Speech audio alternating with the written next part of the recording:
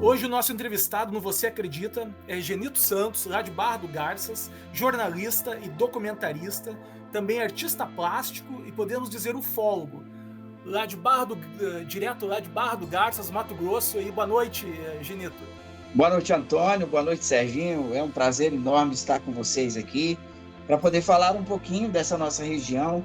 Nós estamos aqui no coração do Brasil, no centro geodésico do país, às margens do Rio Araguaia, na divisa entre Mato Grosso e Goiás.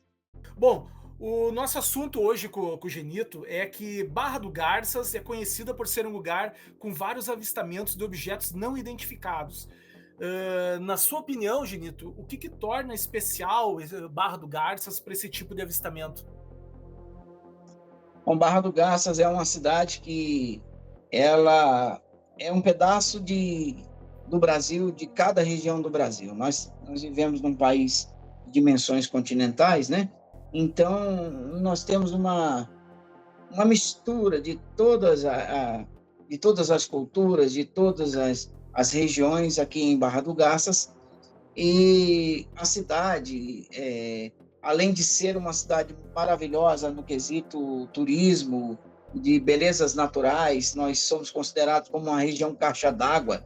Nós temos muita água aqui, cachoeiras, rios belíssimos como o Araguaia, o Rio Garças, mas nós temos também essa incidência de casuísticas ufológicas que é muito intensa, apesar de ser pouco divulgada pelos meios de comunicação, né?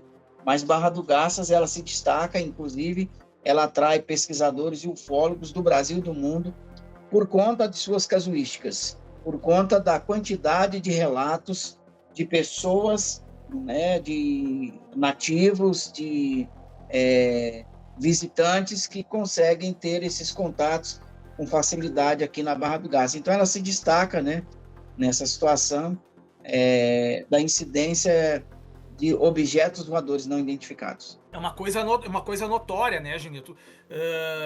Essa experiência aí na cidade. E esses fenômenos que ocorrem aí, eles são recentes ou eles sempre existiram? Na verdade, o fenômeno UFO aqui em Barra do Garças já tem uma longa data, né? Mas ele começou a ser mais divulgado, a ser mais comentado a partir da década de 1990, com o advento da construção da lei que reservou o primeiro espaço para pouso de discos voadores. Barra do Garças é a primeira e única cidade no mundo que tem essa prerrogativa, ou seja, ela tem uma lei que credencia em ser o único espaço no planeta Terra para pouso de discos voadores. Qualquer outro local seria clandestino, como se fosse um aeroporto clandestino, né? Então, sensacional. Inclusive, você foi um dos idealizadores lá do aeroporto de OVNIs, né, Genito? O Discoporto. A lei é do Valdom Varjão, saudoso Valdom Varjão. Ele foi um escritor muito conhecido aqui na região, historiador. Ele foi o primeiro senador negro da República, né? Escreveu 25 livros e nunca vendeu nenhum. Mas o seu Valdo era um homem entusiasmado com Barra do Garças. Ele queria ver Barra do Garças para além das fronteiras, para que o mundo, o Brasil e o mundo, conhecesse essa cidade que, de fato, é surpreendente. E ele precisava de alguma coisa que chamasse muita atenção. Mas não foi por acaso. A quantidade de relatos chamava a atenção. E nós tínhamos aqui, inclusive, manobras da Força Aérea Brasileira nos céus de Barra do Garças, com aviões supersônicos, em que, segundo a aeronáutica, eram apenas treinamentos e guerras eletrônicas. Mas isso causava na nossa pré-entrevista, você realmente comentou isso aí, podendo chamar de pré-entrevista, que a gente realizou, mas você realmente, assim, você contando, parece uma coisa normal. O exército está fazendo manobras em cima da cidade. Por aqui também acontece de vez em quando. Só que daí tem um pequeno detalhe, né, Genito? esses aviões vêm de uma base a 500 quilômetros de distância daí da cidade de Barra do Garças. E Um isso é pouco mais, estranho.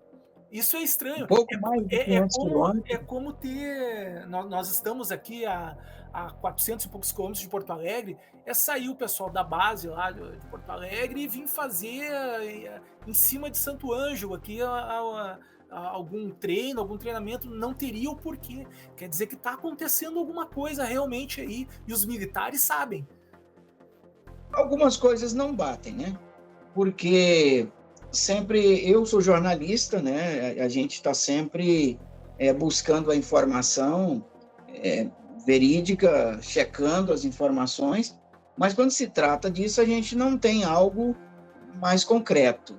O fato é que Barra do Garças, hoje nem tanto, mas um pouco mais atrás, na década de 90, no ano 2000, nós tínhamos muito constantemente esses aviões surpreendendo a população. Ou seja, a população era pega de surpresa com aviões supersônicos passando sobre as casas. Então, para quem não sabe, quem não conhece, quando um avião supersônico passa sobre uma cidade, ele falta arrancar o telhado das casas.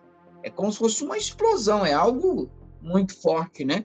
Então, nós éramos pegos de surpresa com esses aviões caças sobrevoando a cidade. Aí, duas perguntas que não quer calar. Primeiro, por que sobre a cidade, né? Ter tantos lugares, principalmente o Mato Grosso, que é um estado gigantesco, maior do que muitos países da Europa, né? Nós E temos aqui dimensões eles vieram de tão longe para fazer manobras aí para em fazer cima da cidade. manobras aqui. Então, isso causava assim um Onde é desconforto. que fica a base essa exatamente, Genito? Onde é que é a base? A base aérea ela fica em Anápolis, que está a mais de 500 quilômetros. Ele está para frente da cidade de Goiânia. Nós temos aqui a nossa primeira capital mais próxima de Barra do Garças, é Goiânia, que está a 390 quilômetros, e Anápolis está ainda à frente de Goiânia. Então, esses aviões eles sobrevoavam aqui. E nós temos aqui um Sindacta 1, né, que é um centro de observação do espaço aéreo, que também chama atenção porque foi colocado exatamente nesse ponto, né? Mas, para além disso, os relatos eles são frequentes de objetos que pairam sobre a nossa cidade. E existe aí as especulações, né? E falas que não são confirmadas, mas de que o pessoal da aeronáutica eles têm conhecimento e talvez seja por isso que muitas vezes essas aeronaves vêm para cá para abordar esses objetos. Existe aqui um caso, não posso afirmar que seja verídico, mas quando o seu Valdo Vajão era vivo, ele falava que, numa determinada época, um objeto ficou pairando sobre Barra do Garças, foi acionada a base aérea de Anápolis e esses aviões eles vieram para fazer a abordagem desse objeto, né? E chegando aqui, o objeto aparecia nos radares, mas não aparecia visivelmente para os aviões.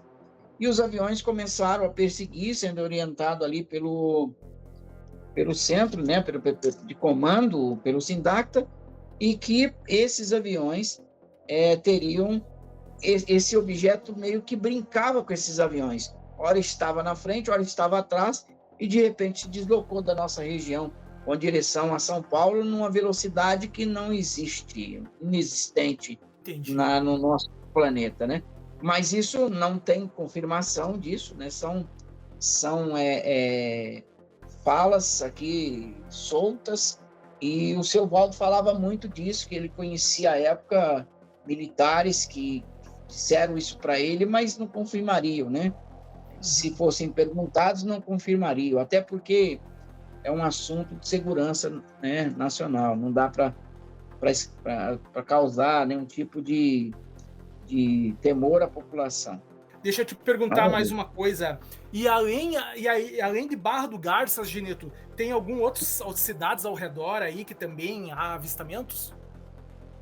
Na verdade, Barra do Garças tem muitos relatos, mas o principal ponto dessas casuísticas ufológicas, dessa incidência, é o distrito de Barra do Garças, que está distante 65 quilômetros da cidade, e lá é chamado de o Vale dos Sonhos, e naquela região é onde a gente tem um dos pontos de maior visitação da Serra do Roncador. A Serra do Roncador, ela é famosa no meio místico, esotérico e ufológico por conta das suas histórias interessantes, inclusive de desaparecimento de expedições, né, das energias que, segundo os místicos, existem naquela região, mas também pela questão ufológica. Ali...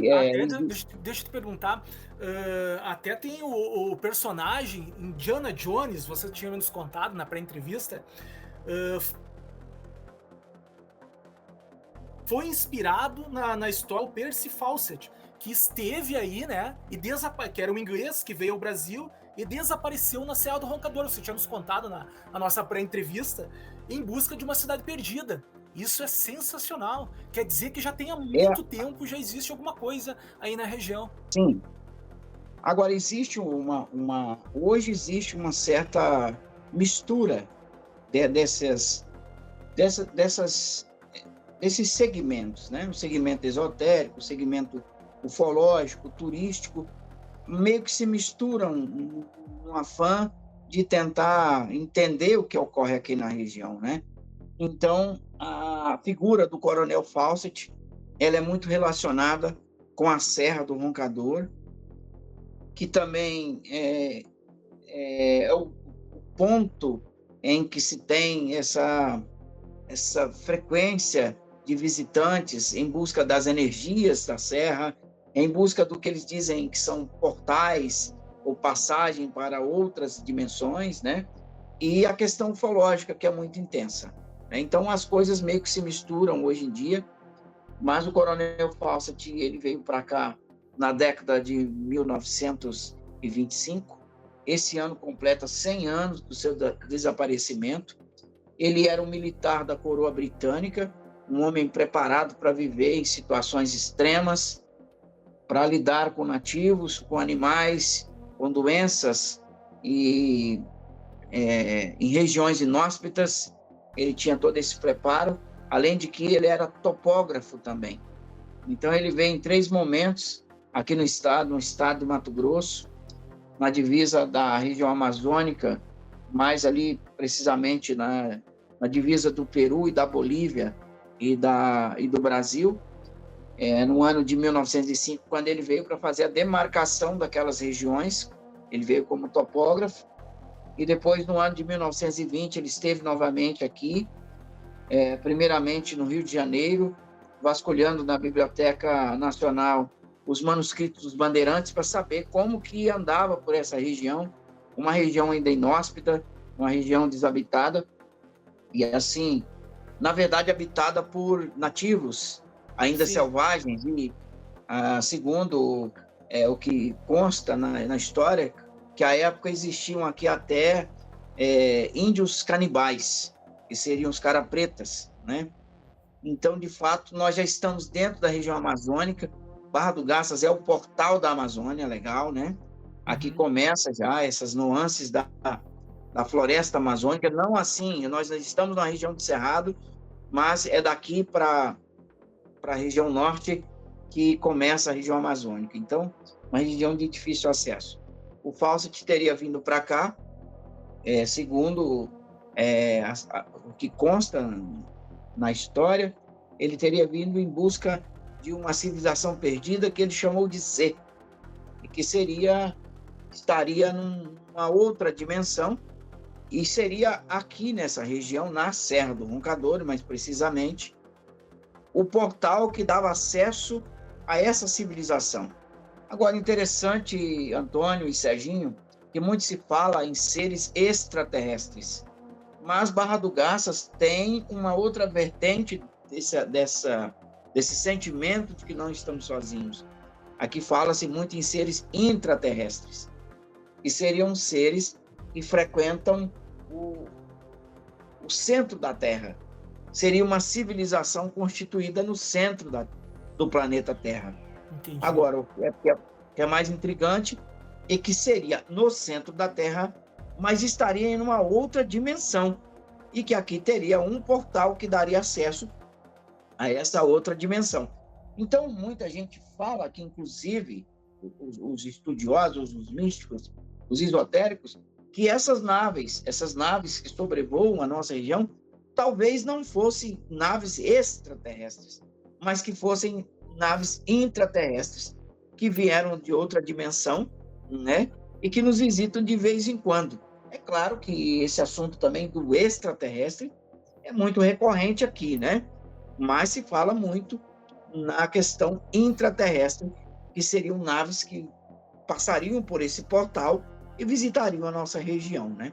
Verdade ou não, é que nós estamos numa região de alta incidência de aparecimento desses objetos não identificados. Entendi. E Eu até queria te perguntar o seguinte, ó, e quanto aos esses objetos que são avistados, eles têm sempre o mesmo formato, eles têm um formato igual? Você tem até um relato, né, que você viu um objeto desses, né? Bem sensacional esse teu avistamento. Como é que foi isso, na gente? verdade, é assim, na maioria das vezes aparece como luzes, né? Mas sim, já vimos aqui objetos que têm formatos, né? Formas, né? E assim eu posso te garantir, Antônio e Serginho, que não é nada tradicional, não é nada normal, não é nada daquilo, desculpa, não é nada daquilo que nós conhecemos. Eu sei diferenciar muito bem um avião, um helicóptero, um balão, né? A gente sabe diferenciar um satélite, mas o fato é que aqui tem objetos extraordinários que cruzam os céus de Barra do Garças, né? Para a ufologia, cerca de 90% a 95% desses avistamentos não é de interesse, porque são fenômenos explicáveis, né?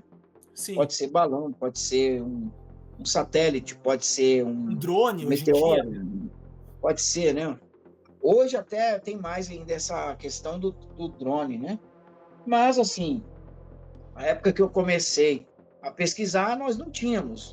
Dificilmente, não se ouvia falar, e se tinha, a gente não sabia da existência dos drones, né? Nós começamos essas pesquisas lá na década de 1990, ninguém sabia o que era isso, né? Então, é algo assim que desperta atenção.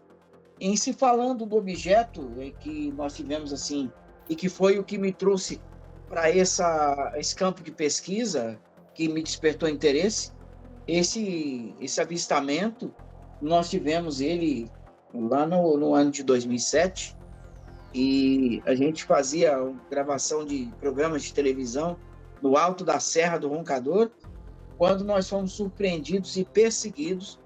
Eu falo nós porque nós estávamos em 5 pessoas, eu e mais 4 pessoas no veículo, inclusive a minha esposa, que à época era minha namorada, e que nós passamos por um momento assim de desconforto muito grande e de muito medo, porque Eu não era imagino. nada convencional, era algo extraordinário, grande, e que nos seguiu por mais de 3 minutos, que durou uma eternidade, né? Tinha algum som, Genito? Tinha alguma fumaça? Não, Tinha nada. algum motor que tu Ah, possa ter Não identificado? existe. era de noite ou era de dia, Genito? Isso era por volta de 20 horas, né? Uhum. 8 horas da noite. E nós estávamos... Porque no alto da Serra do Roncador existe uma situação de fazendas, de locais de visitação, né?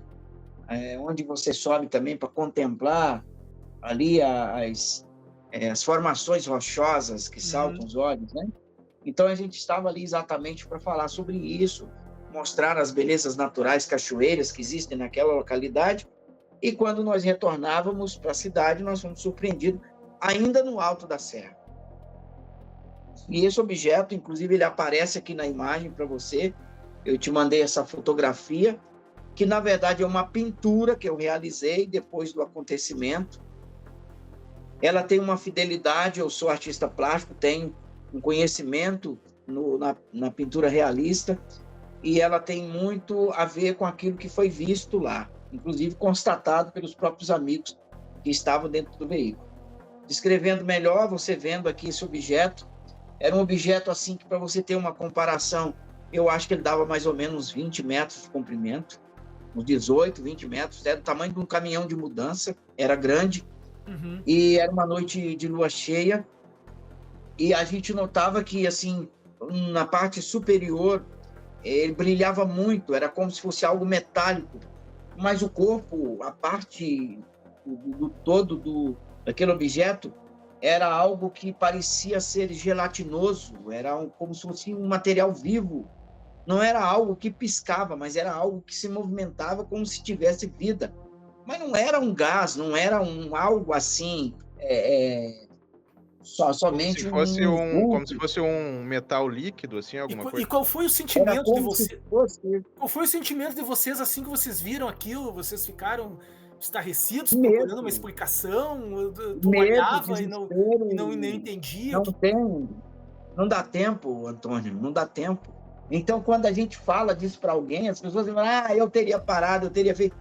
Cara, uma coisa é nós dizermos aqui que a gente teria coragem, mas eu que estive lá e sou um cara até certo ponto corajoso, vou te falar, cara, você vira um bicho acuado mesmo e você quer fugir, você quer se salvar. Você não tem noção do que é aquilo. Eu imagino. Entendeu? Tu vai esperar E aí pra a quê, né? mistura na nossa mente daquela impressão que você vai ter um destino como nos filmes de ficção, né? Vão te levar para outro lugar e vão fazer teste com você. Então é algo assim meio que aterrorizante, porque você não tem como entender o desfecho daquilo, sabe? É algo totalmente fora da nossa compreensão.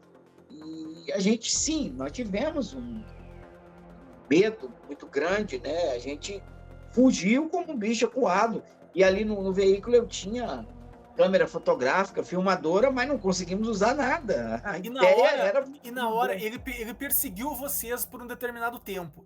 E aí depois vocês foram embora, vocês perderam ele de vista, ele foi embora ou ele sumiu, simplesmente?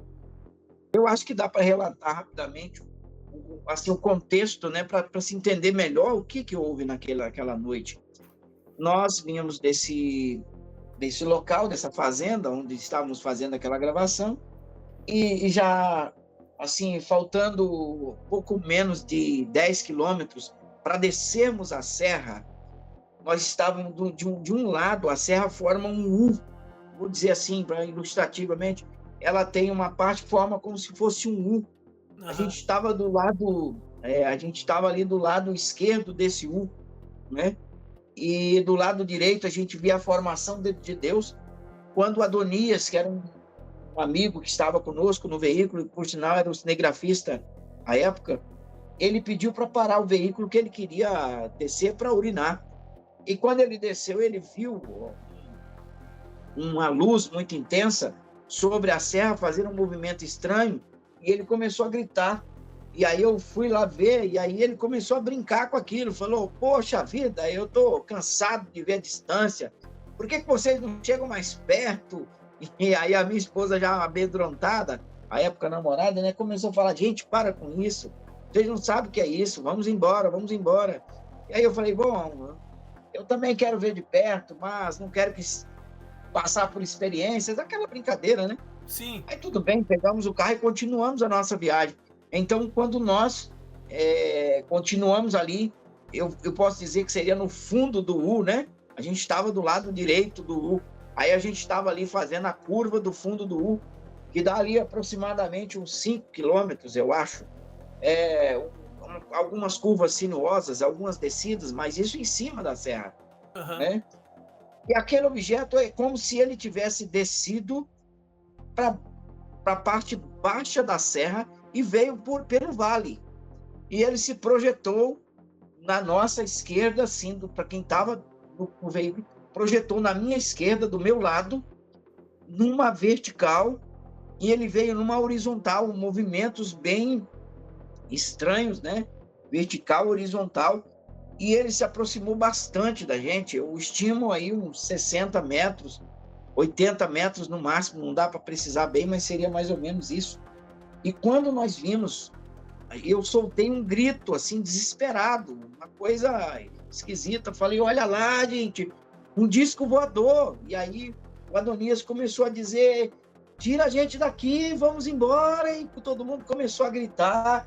E eu levava uma porrada nas costas da Raimora, que era uma pessoa que estava, Genito, olha para frente, o carro vai sair da estrada. E o que ficou na mente foi aquele barulho do cascalho que batia no assoalho do carro, né? Ali uma região de muita pedra, batia no assoalho do carro. Mas eu notava que não tinha som nenhum naquele objeto. Aquele objeto, ele ficou bem baixinho, que parecia que ele tocava o cerrado. Entendi. Ele veio muito baixo, assim, parecia que estava observando a gente e veio do nosso lado, acompanhando o movimento do veículo, e ele fazendo com a gente aquelas curvas, fazendo tudo, e nos seguindo ali por aproximadamente o objeto ele não estava em cima, ele estava ao lado do veículo. Ao lado, ali do meu lado, na minha esquerda, eu vendo ele aqui na minha frente, o vidro, pela janela do carro, que eu vendo, observando, e eu levava aquela porrada da Raimora, porque eu queria olhar, era um encantamento, era uma mistura de medo com aquela sensação de querer olhar mais. Ô, Genito, em relatos de outras pessoas do YouTube que eu tenho visto nesses canais de ufologia, esses avistamentos, eles parecem ter uma relação com montanhas e água. E eu sei que tu tem uma história aí na região sobre um avistamento que acontece na água, né? Num lago, parece, né? Nossa região aqui, Antônio, ela é considerada Lagoa Misteriosa. Exato. A nossa região aqui é considerada como uma região caixa d'água, né? Nós temos muita água aqui, tem uma abundância em águas. E na região existe um local, uma aglomeração de aldeias indígenas. Está aqui no município de Campinápolis. E ali, que é uma extensão da Serra do Roncador, né? A Serra do Roncador, ela começa aqui na divisa de Mato Grosso com Goiás e ela vai até a Serra do Cachimbo, no Pará. Ela tem quase 1.000 quilômetros de extensão. Então, aqui em Campinápolis, que está a pouco mais de 200 quilômetros de Barra do Garças, que é na extensão da Serra do Roncador, existem 2 pontos misteriosos lá, que realmente aguça a curiosidade e desperta a atenção para aquilo que acontece lá, que ocorre. O primeiro ponto é uma lagoa no meio do descampado do Cerradão, né? Aparece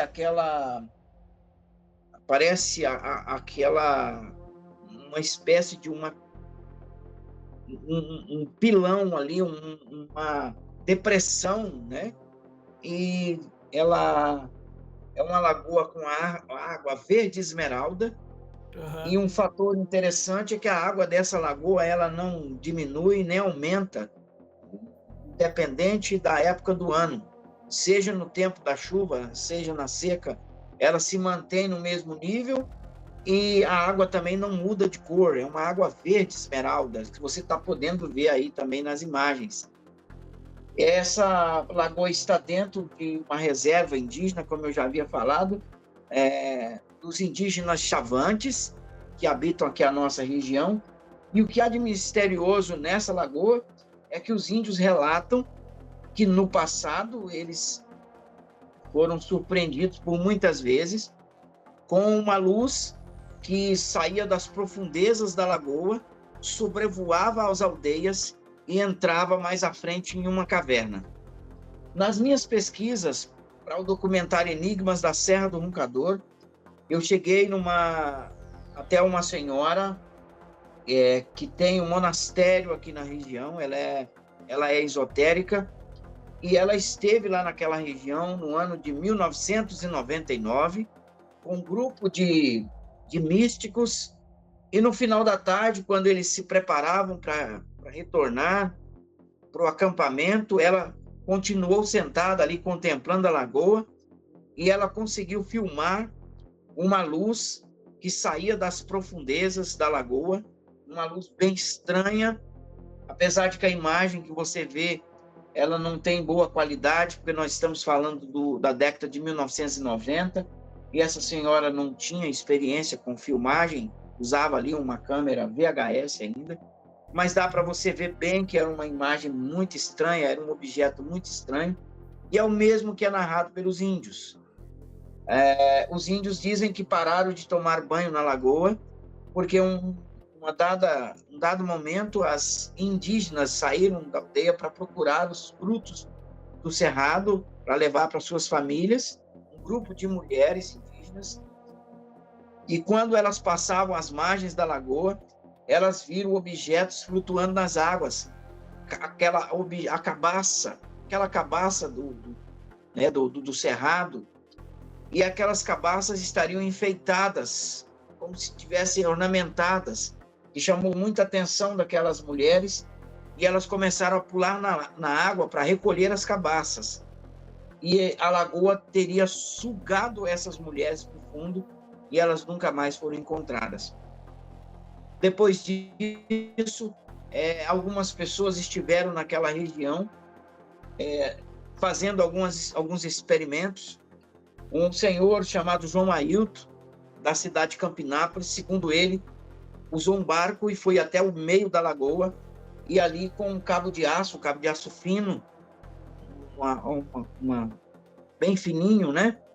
Ele, usando uma bobina com 200 metros daquele cabo de aço, ele amarrou uma pedra bem pesada na ponta, e do barco ele foi até o meio da lagoa, e ele soltou os 200 metros de cabo de aço com aquela pedra e continuou puxando para o fundo.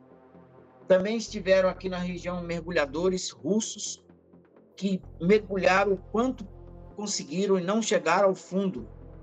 E, para além disso, também, essa lagoa tem outros fatores que chamam a atenção. Ela não tem nenhum tipo de vegetação, de algas no fundo, e não tem peixes. Os índios falam que é uma região sagrada, né? Mas tem essa imagem, né?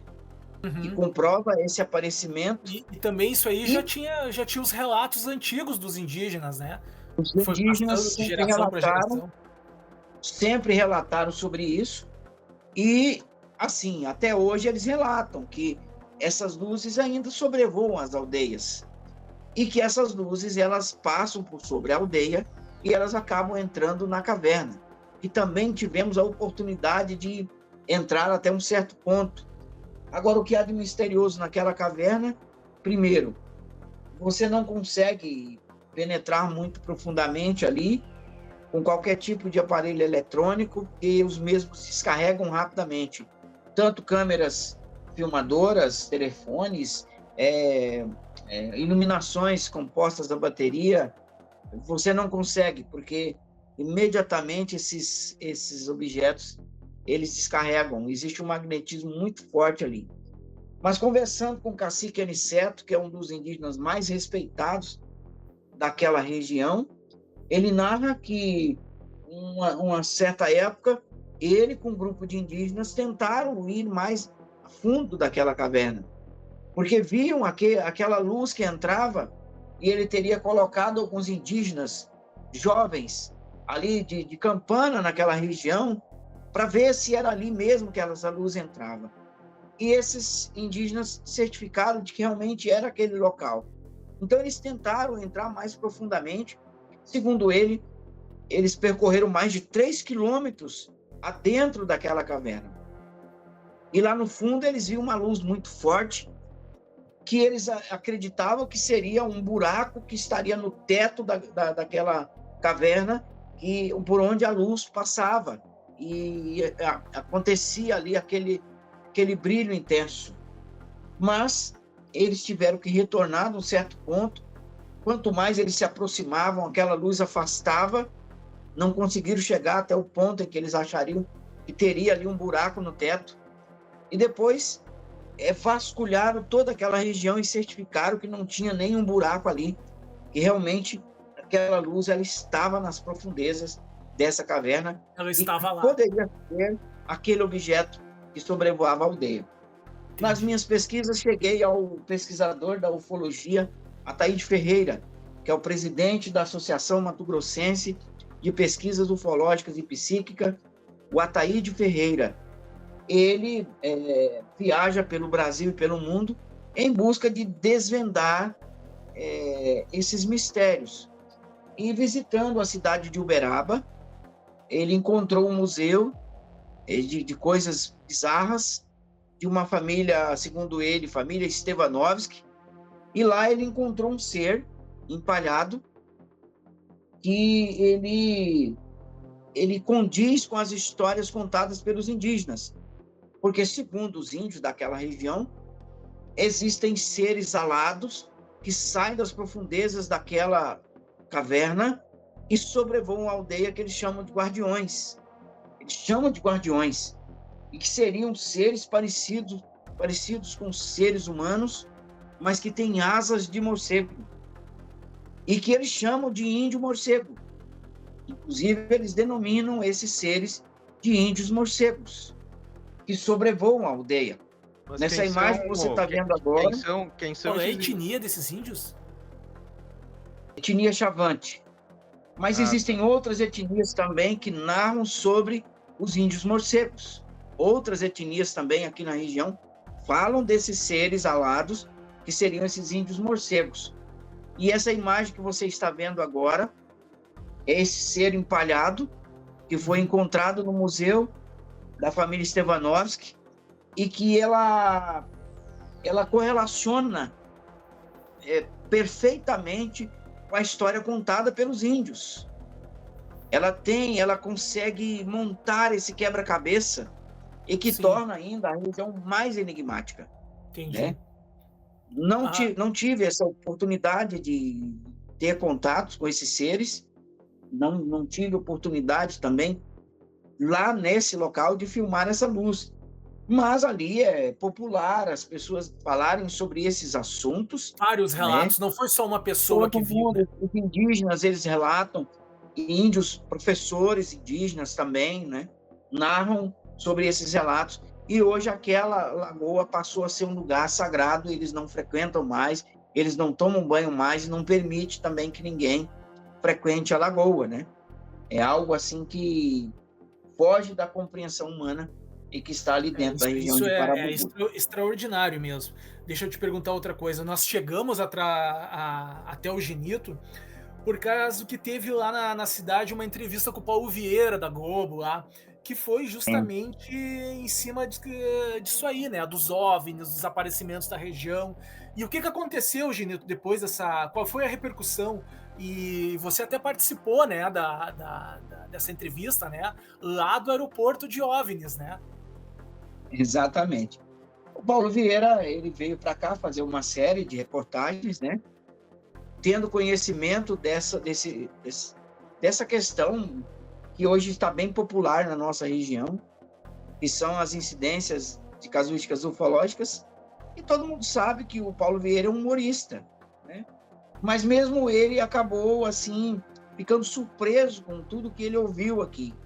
Acabou dando uma repercussão muito grande, essas histórias, chamando a atenção de muitas pessoas. Muita gente acabou entrando em contato conosco, né? Inclusive, eu acabei participando também de uma série produzida pelo canal History Channel, chamado Inexplicável, assim, o History Internacional, que se interessou muito pelo assunto, fez uma série aqui sobre esses acontecimentos, inclusive sobre a Lagoa, né? E a gente tem hoje muita gente preparando para vir a Barra do Garças, querendo saber mais, né?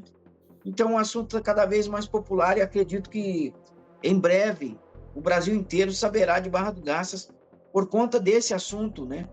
Que ganha corpo hoje no Brasil e no mundo. Afinal, Agora, depois que a gente lançar aqui o Noroeste Gaúcho, aí já vai ouvir falar mais um pouquinho de Barra do Garças. exatamente. E essa questão, o Serginho e Antônio, não é mais segredo, né? A gente sabe que as caixas pretas aí da ufologia estão sendo abertas pelo Pentágono, pela NASA, né? Não está mais guardando segredo sobre isso. E hoje em dia todo mundo relata alguma coisa sobre a questão. Ou A seja, pressão popular, quem pelo nunca menos lá nos viu, né? Estados Unidos, está muito grande, né, para o governo contar, Exato. mostrar o que, que eles sabem, e mesmo assim teve generais de patentes muito altas que contaram lá no, acho que, se eu não me engano, no Congresso lá, e mesmo assim eles parecem não querer dizer nada, né? Eles dizem que não há nada e Acredito, acredito que eles vão continuar negando, né? Até que isso aconteça algo maior, existe essa possibilidade. Eu acho que seria muita pretensão da nossa parte acreditar que só tem nós aqui num universo infinito desse, em algo tão infinitas gigantesco, né? possibilidades, né? Não, a gente não tem como mensurar isso e seria muita pretensão, né? Imaginar que só os bonitões aqui assumiram o universo e estão aqui com essa nossa tecnologia ainda que ainda é uma criança engatinhando. Nós começamos a ter tecnologia de 50 anos, de 50 nada, 30 anos, 20 anos para cá. Até então a gente quase que andava de carroça, né? Porque não tinha nada. O que eu me lembro ainda, e assim, chega a ser algo muito interessante quando eu penso, a gente via aqueles filmes, A Ilha da Fantasia, em que atendiam-se um telefone gigantesco assim dentro de um carro, e a gente ficava pensando, poxa vida, será que algum dia nós teremos isso, né? Essa possibilidade de atender um telefone dentro de um veículo? E hoje, o que nós temos na mão não é mais um telefone. Hoje é comum, hoje é Ele praticamente um pode ter computador. até esse nome, né? Mas ele não é mais isso, é um computador de alta tecnologia que está na nossa mão, né? Assim, em qualquer lugar hoje. Eu estive recentemente participando aqui de uma expedição, no meio do nada, lá no meio do Xingu, a gente pegando internet, né? Assim, de alta potência, com uma anteninha minúscula do Starlinks. Então, Aham. a gente fica pensando, né? Agora nós estamos começando a experimentar da tecnologia, mas, quem sabe, né? Existem outros lugares por aí com anos-luz de evolução nesse quesito, né? A gente não tem como afirmar nada disso, mas o fato é que Barra do Garças, Antônio e Serginho, é um lugar realmente especial em todos os aspectos, né? E em se falando de ufologia, aqui é lugar onde quem nunca viu, conhece alguém que viu, tem um parente que viu, tem um irmão que viu, então não tem mais tabu em relação a E, isso, e- porque Me diz uma coisa, todo Genito. mundo E sabe, tem, né? e tem alguma época especial? Tem alguma região aí que é mais provável ver esse avistamento? O que que tu indicaria para a pessoa que quer ter essa experiência em Barra do Garças? Qual é a época que tem que visitar? Não tem, assim, uma época. Isso pode acontecer a qualquer momento e você Tem está que estar pens- sempre tem que despreparado. estar no local certo, Você na hora certa. está sempre despreparado. Eu mesmo já tive tantas oportunidades. Algumas dessas oportunidades eu consegui registrar, mas coincidência ou não, sempre que você vai registrar um fenômeno OVNI aqui, você não tem uma imagem boa, porque você está sempre de posse de um aparelho que não é compatível. Aí você fala, mas como? Não, por exemplo, a última vez que eu filmei um objeto aqui, eu estava com 2 aparelhos, eu uso 2 aparelhos celulares. Uso um da marca iPhone, não sei se pode falar marca aqui, né? Mas todo mundo sabe que é uma marca que tem uma resolução boa, e um outro um pouco mais inferior, e na hora H, aquele com mais potência acabou dando pau, e eu tive que gravar com mais simplesinho, né? Então, fica essa pergunta no ar, por que sempre que vai registrar, você não tem essa possibilidade? É sempre à Talvez não noite, tenha informação. é sempre à noite, hein, Genito, que tem essas aparições aí, né, de dia não. Então, existe incidência também durante o dia, né? Só que para você notar esses fenômenos durante o dia é mais difícil, né? Durante a noite ele é mais fácil, porque são objetos luminosos, né? Sim. E a gente acaba tendo uma facilidade maior, né? Com relação a isso. Mas aqui o ponto de maior busca desse tipo de fenômenos, Antônio, é a Serra do Roncador, a região que é conhecida como Dedo de Deus. Ali, realmente, é o ponto de grande incidência. Barra do Garças em si também, sobre a cidade, se vê muitos objetos assim, né? E é tanto que começamos com esse assunto, né?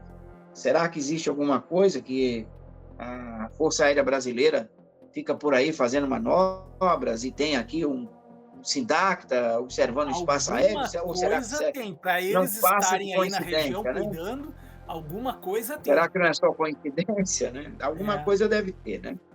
Mas, enfim, para além dessa questão ufológica, Barra do Garças é uma cidade que atrai pessoas do Brasil e do mundo por conta das suas belezas naturais. É uma cidade que tem águas muitas termais. Cachoeiras, né? Muitas cachoeiras, rios caudalosos aqui. Nós temos serras maravilhosas, nós temos uma comida excelente, nós temos um povo hospitaleiro e nós temos um pedacinho de tudo. Engraçado, Antônio, você que é aí do Sul, um dos pratos mais tradicionais de Barra do Garças é o churrasco. Azar! Tem muito gaúcho, eu acho, por aí também, né?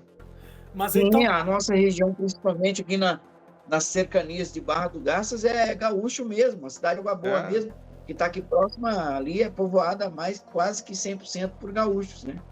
E são plantadores de soja e, assim, tem muito. Mas, assim, o que eu posso te dizer é que o nosso churrasco aqui é o mais rico do Brasil. Porque ele tem o tempero... Ele tem um tempero de todas as regiões, né? Ele tem um pouquinho... Já vou me convidar para um momento a gente ir aí provar esse churrasco aí. Eu vou te agradecer aqui por novamente aí tu ceder o teu tempo, e eu gostaria de agradecer também a minha querida amiga Aline Nascimento, que é professora aí da Universidade Federal de Barra do Garças, no curso de Direito. Foi ela que me deu a tua dica e eu consegui chegar até a tua pessoa. Agradecer a Secretaria de Cultura de Barra do Garças, que me passou o teu contato. Agradecer a você de novo aí, que a gente explorou demais aí o nosso amigo Genito. Né? Fizemos uma pré-entrevista. Serginho parece que quer fazer uma pergunta, Serginho.